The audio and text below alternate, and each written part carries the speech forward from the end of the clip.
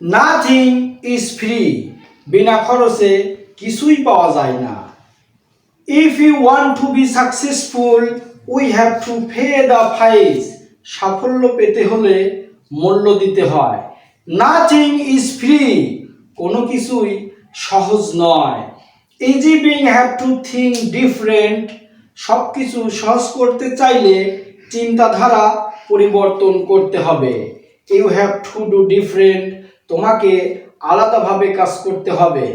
For example, উদাহরণস্বরূপ, early days in my company were some ideas come to my desk, আমার কোম্পানিতে দিনের শুরুতে যেখানে কিছু নতুন ধারণা আমার টেবিলে আসে।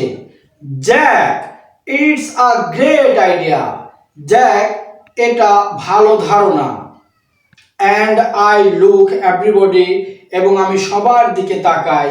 Everybody say it's a good idea, সবাই বলে এটা ভালো ধারণা।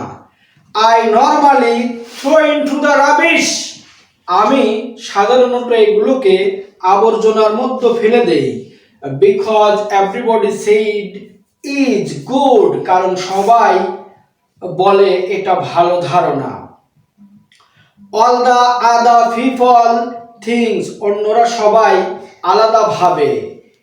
If everybody say this is going to be very tough, যদি সবাই বলে এটা অনেক কঠিন হতে যাচ্ছে।